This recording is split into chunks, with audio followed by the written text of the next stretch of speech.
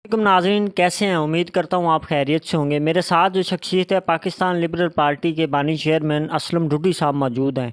इनसे दो सवाल आज हम करेंगे। एक तो सवाल ये कि गुलशन इकबाल पार्क में जो हुकूमत की तरफ से बुत परस्ती का निज़ाम जो जारी है उसको हटाया। सबसे पहले तो वो जानेंगे कि उसको इन्होंने कैसे ख़त्म किया और कैसे वहाँ पर पहुँचे, और इन्होंने कैसा ये काम सोचा कि हमने ये बुत परस्ती का निज़ाम जो है वो हमारे जो है इस्लाम में नहीं है, तो वो हम ख़त्म करेंगे। अस्सलाम वालेकुम जी। वालेकुम अस्सलाम वरहमतुल्लाह। सुल्तानी साहब, मैं आपका बहुत ज़्यादा मशकूर हूँ कि आप यहाँ तशरीफ़ लाए और मुझसे आपने गुलशन इकबाल पार्क के बारे में भी एक सवाल पूछने के लिए आपने अपनी मतलब कोशिशों को बरूए कार लाए हैं। मैं इस ज़मीन में आपका बहुत ज़्यादा शुक्रगुज़ार हूँ और मुझे उम्मीद है कि आप जो पिछले दिनों हमारी रैली हुई है 24 फरवरी को हमने निकाली है अपने शहदा के हवाला से और सरकारी निज़ाम बेहतरी के हवाला से, उस बारे में भी आप मुझसे पूछेंगे। तो सबसे पहला सवाल आपका जो आपने गुलशन इकबाल पार्क के हवाला से पूछा है, उस सिलसिला में अर्ज़ है कि गुलशन इकबाल पार्क में मैं उस वक़्त गया जब हमें पता चला कि गुलशन इकबाल पार्क में अल्लामा इकबाल का मुजस्समा नस्ब कर दिया गया है। तो मेरा बचपन, मेरा लड़कपन अल्लाह तबारक व तआला के दीन की सरबुलंदी के लिए गुज़रा है। मैं दीनी मदारस का पढ़ा हुआ हूँ, मुझे दीन के साथ बेपनाह मोहब्बत है। तो मैं वहाँ गुलशन इकबाल पार्क में अपने साथियों को लेकर गया। हम तकरीबन कोई 10 से 15 के करीब हम आदमी होंगे, जिसमें मेरे सबसे बड़े बेटे डॉक्टर अब्दुल रहीम ढूडी साहब के कुछ क्लास फेलोज डॉक्टर थे, और कुछ मेरे बेटे जाजुल हक जो था उसने भी वहाँ रायवंड रोड पे है अपना technical college Raiwind road Lahore, वहाँ से उसने DAE किया था सिविल इंजीनियरिंग में, जो शहीद हो गया मेरा बेटा। उसके कुछ क्लास फेलोज थे और मेरे कुछ MEd के क्लास फेलो थे, पंजाब यूनिवर्सिटी के साथी थे मेरे, वो भी मेरे साथ थे। तो हम तकरीबन 15-16 के करीब साथी थे। हमने वहाँ से अल्लाह के फजल करम से एहतजाज किया वहाँ पर, और वहाँ से हमने उसको अल्लामा इकबाल का जो था वो मुजस्समा, यानी बुत था, वो मुजस्समा क्या था, बुत था, उसको हमने वहाँ से हटवाया।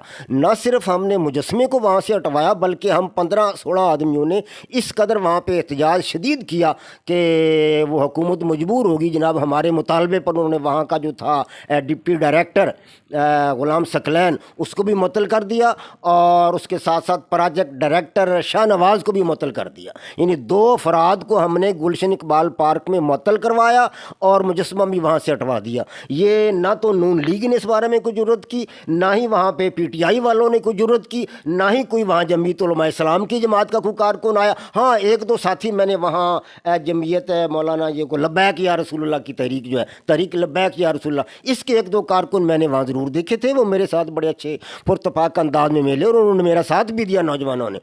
तो मैं उनका बहुत ज़्यादा शुक्रगुज़ार हूँ। तो खुदा के फजल करम से हमारी तहरीक के नतीजा में ही उस बुत को वहाँ से हटाया गया। ग़ुलाम सकलैन को, जो कि वहाँ का डिप्टी डायरेक्टर था गुलशन इकबाल पार्क का, उसको मुलाजमत से मुअत्तल कर दिया गया।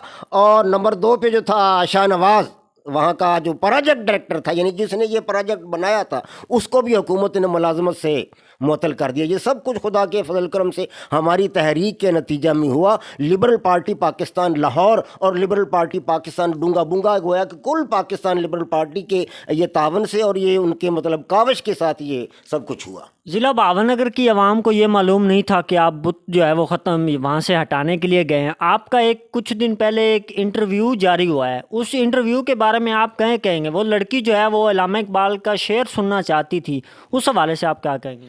हाँ, ये भी आपने दुरुस्त पूछा है। मैं वहाँ पे जब हम अल्लामा इकबाल का बुत हटाने के लिए जस्तजू में थे, काविश में थे, तो वहाँ दरअसल एक इक्का दुक्का लोग तो फिर रहे थे। कुछ ऐसे लोग भी थे जो चाहते थे कि अल्लामा इकबाल का बुत यहाँ से हटा दिया जाए, कुछ ऐसे लोग भी थे जो ये चाहते थे यार ये तो मतलब एहतराम के लिए लगाया गया, ये नहीं हटाना चाहिए। हमारी थ्योरी उससे मुख्तलिफ थी। हम ये कहते थे कि आज अगर अल्लामा इकबाल का बुत लगाया गया है तो कल को लोग कहेंगे जी कि कायद-ए-आज़म मोहम्मद अली जिन्ना तो पाकिस्तान बनाने वाले हैं, अल्लामा इकबाल ने तो इसका ख्वाब देखा है सिर्फ पाकिस्तान का, तो मोहम्मद अली जिन्ना का भी मुजस्समा लगा दिया जाए। कल को फिर एक और नस्ल उठेगी, हमारी आंदा जो नस्ल है उनमें से कुछ लोग उठेंगे और वो कहेंगे यार कायद-ए-आज़म मोहम्मद अली जिन्ना और अल्लामा इकबाल का मुकाम तो छोटा है, हज़रत दातागंज बख्श अजमेरी का मुकाम तो बहुत बड़ा है, तो उनका मुजस्समा भी लगाया जाए। तो फिर ऐसा ऐसा उनके बाद कुछ और लोग उठ खड़े होंगे, वो कहेंगे यार हज़रत दातागंज बख्श अजमेरी और कायद-ए-आज़म रहमतुल्लाह अलैह और अल्लामा मोहम्मद इकबाल से बड़ा मुकाम तो हज़रत अली का है, तो क्यों ना हज़रत अली का मुजस्समा भी लगा दिया जाए। تو اس دلیل کی بنیاد پر حضرت علی کا مجسمہ بھی لگانا پڑے گا. پھر کچھ اور لوگ ہماری نسلوں میں اٹھیں گے اور وہ کہیں گے یار حضرت علی کا مجسمہ لگ گیا ہے, حضرت علامہ اقبال کا لگ گیا ہے, محمد علی جناح کا لگ گیا ہے. ان سے بڑے تو حضرت ابوبکر صدیق تھے, ان سے بڑے تو حضرت عمر فاروق تھے, ان سے بڑے تو عثمان غنی تھے, تو ان کے مجسمے بھی لگنے چاہیے, تو پھر ان کے مجسمے بھی لگ جائیں گے. اس بنیاد پر مطلب یہ ایک بنیاد پرستی جو ہے اس طریقے سے شروع ہو جانی تھی. اس لیے میرے ذہن میں اللہ تبارک و تعالیٰ نے یہ بات ڈالی کہ محمد صلی اللہ علیہ وسلم تجھے جانا چاہیے وہاں پہ, اپنی پارٹی کارکن کو ساتھ لے کر وہاں جاؤ اور اس بت کا مقابلہ کرو اور اس بت کو وہاں سے اکھیڑ دو. اور خدا کے فضل و کرم سے ہم نے اس بت کو وہاں سے ہٹا دیا. اس میدان میں اس جگہ پر وہ خاتون ایک آئی میرا انٹرویو کرنے کے لیے, تو اس کو میں نے جو انٹرویو دیا, اس انٹرویو میں دراصل ہمارا ایجنڈا یہ تھا کہ بدھ کے بارے میں سوال کیے جائیں گے, یا ہم نے جو غلام ثقلین کو جو وہاں کا ڈپٹی ڈائریکٹر تھا گلشن اقبال پارک کا, اس کو ہٹوایا تھا ہم نے, اس کے بارے میں سوالات کیے جائیں گے, یا اپنے جو تھا اپنے شاہ نواز جو پروجیکٹ ڈائریکٹر تھا اس کے بارے میں سوالات کیے جائیں گے. لیکن اس نے اس بارے میں کوئی سوال ہی نہیں کیا. اس خاتون کی تعلیم مجھے کوئی اتنی زیادہ معلوم نہیں ہوتی تھی, نظر نہیں لگتی, معلوم نہیں ہوتی تھی کہ وہ کوئی پڑھی لکھی خاتون ہے زیادہ, وہ کوئی عام سی لڑکی لگتی تھی مجھے, نارمل سی تعلیم اس کی معلوم ہوتی تھی, کیونکہ اس نے جتنے سوالات کیے وہ معروضی قسم کے تھے. سیاست دانوں سے معروضی ٹائپ سوالات نہیں کیے جاتے. مثال کے طور پر اس نے سب سے پہلے مجھ سے یہ پوچھا جناب آپ بتائیں علامہ اقبال کی تاریخ پیدائش, اور اس کے جواب میں آپ کو یاد ہوگا میں نے کیا کہا. میں نے کہا تھا علامہ اقبال کی تاریخ پیدائش جو بھی ہے, یہ جواب دیا تھا میں نے اس کو, یعنی علامہ اقبال کی تاریخ پیدائش جو بھی ہے کا مطلب یہ تھا, میں اس کو بتا رہا تھا کہ آپ کا سوال غیر سنجیدہ ہے, آپ کا سوال غیر معقول ہے, آپ کا سوال غیر ضروری ہے. سیاست دانوں سے یا سیاسیات سے تعلق رکھنے والے لوگوں سے اس قسم کے سوالات نہیں پوچھے جاتے. یہ سوالات تو بچوں سے پوچھے جاتے ہیں جی کہ علامہ اقبال کی تاریخ پیدائش کیا ہے, قائد اعظم محمد علی جناح کب پیدا ہوئے, پاکستان کب بنا بتاؤ, محمد علی بوگرا پینٹ پہنا کرتے تھے یا چادر پہنا کرتے تھے, شلوار پہنا کرتے تھے جی, محمد علی جناح کی جو تھی وہ اپنا شیروانی اس کے بٹن کتنے تھے, علامہ اقبال کی جو ٹوپی تو اس کا رنگ کیسا تھا. یہ سوال تو یہ جو بچوں سے پوچھے جاتے ہیں امتحانات میں, یا پوچھے جاتے ہیں وہ جو ہوتے ہیں اپنے کوئز مقابلوں میں, جیسا کہ ٹی وی میں آتے ہیں کوئز مقابلے, وہ جو کون بنے گا کروڑ پتی, وہ سوال پوچھتے ہیں جناب کہ بتاؤ دریا سندھ کی لمبائی کتنی ہے اور ماؤنٹ ایوریسٹ کتنی اونچی ہے, K2 کی پہاڑی کتنی اونچی ہے, سب سے پہلے ماؤنٹ ایوریسٹ کو کس نے فتح کیا. یہ سوالات کوئز مقابلے میں پوچھے جاتے ہیں. تو اس کو جو میں نے جواب دیا کہ علامہ اقبال کی تاریخ پیدائش جو بھی ہے, اس کا مطلب یہ تھا وہ یہ بات سمجھ جائے کہ یہ میں نے سوال نامعقول کیا ہے.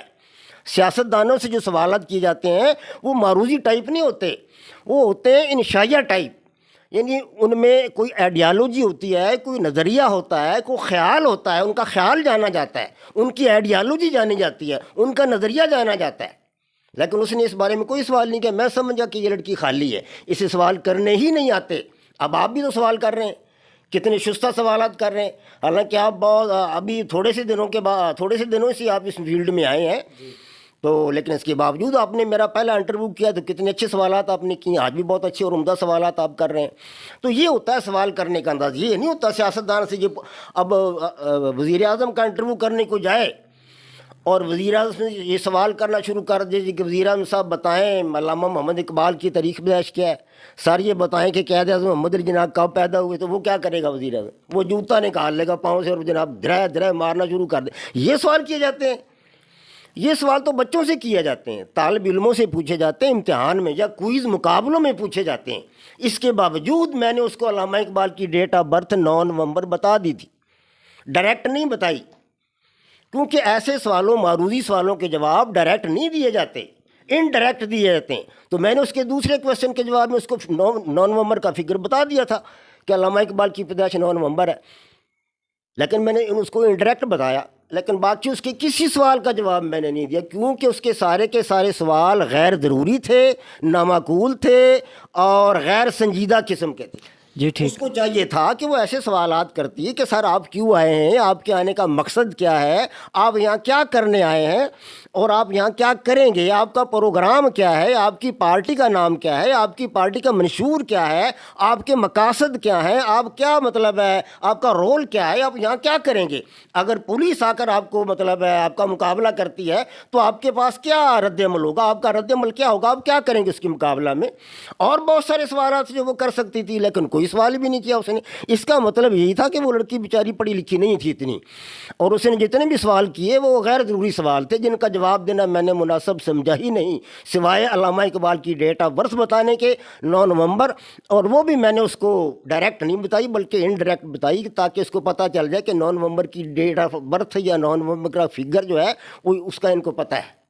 آپ کے جو فرد شہید ہوئے تھے اس بارے میں آپ نے کچھ دن پہلے شہداء کی جگہ سے لے کر ضلع بہاون نگر تک آپ نے احتجاج کیا، اس احتجاج میں آپ کو کیسا لگا؟ اداروں کی جانب سے کہ آپ کو تعاون کی کوئی پیشکش ہوئی ہے یا کسی نے مذاکرات کی کوشش کی ہے یا کسی نے یہ کہا ہے کہ ہم آپ کے تمام مطالبات جو ہیں وہ پورے کریں گے؟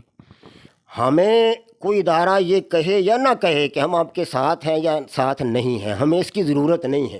ہم نے اپنا مقصد حیات وہاں پہ بیان کر دیا ہے۔ ہمارا مقصد یہ تھا کہ ہم حکومت کو یہ بتائیں کہ 1 سال گزر گیا ہے، ہمیں ابھی تک انصاف نہیں ملا، اور اس پارٹی نے یہ وعدہ کیا تھا کہ ہم لوگوں کو انصاف مہیا کریں گے۔ پارٹی کا نام ہی تحریک انصاف ہے، تو تحریک انصاف نے کہاں انصاف مہیا کیا؟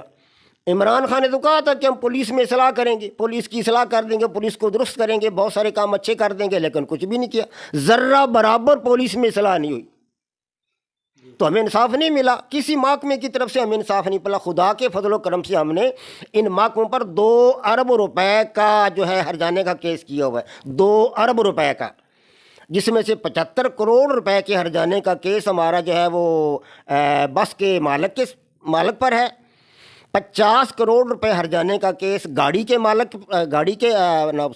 ڈرائیور پر ہے، اور 75 کروڑ روپے کا گاڑی کے مالک پر ہے۔ گاڑی کے ڈرائیور پر 50 کروڑ روپے ہرجانے کا کیس ہے، اور اسی طرح محکمہ پولیس پر، کیونکہ یہ بھی بڑی ذمہ دار ہے، نہ انہوں نے ڈرائیور کا لائسنس چیک کیا، نہ گاڑی کی رجسٹریشن چیک کی، نہ گاڑی کو جناب انہوں نے گاڑی کا MVE چیک کیا، کچھ بھی چیک نہیں کیا پولیس والوں نے، اور ہمارا کیس بھی انہوں نے بگاڑ دیا۔ 50 کروڑ روپے کا ہرجانے کا کیس ہم نے پولیس پر کیا ہوا ہے، تقریباً 25 کروڑ روپے ہرجانے کا کیس ہم نے ٹریفک پولیس پر کیا ہوا ہے کہ انہوں نے کہیں اشارہ نہیں لگا ہوا ٹریفک پولیس کا، وہاں کوئی سپاہی تعینات نہیں تھا، باون نگر سے اورنگ آباد روڈ تک پورے کے پورے روڈ پر کہیں بھی ہم نے ٹریفک پولیس کا سپاہی اس دن نہیں دیکھا۔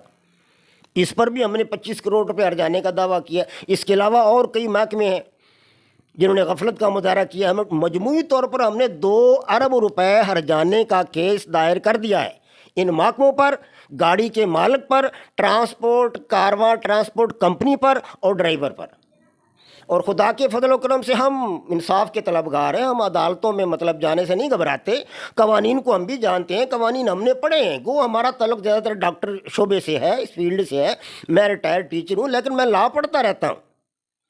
گوگل میں بہت ساری چیزیں ہیں، میں وہاں دیکھتا رہتا ہوں، بکس میں نے پڑھی ہیں لا کی، تو ہم لا کو جانتے ہیں خدا کے فضل و کرم سے۔ تو ہم قوانین کو اپنے ہاتھ میں نہیں لیں گے، قوانین کی مدد لیں گے۔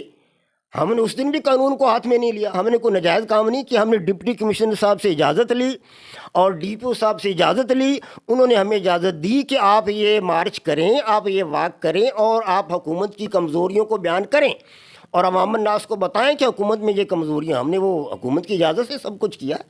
آئندہ بھی اگر ہم کچھ کریں گے تو وہ حکومت پاکستان کی اجازت سے کریں گے، ہم کوئی غیر قانونی قدم نہیں اٹھائیں گے۔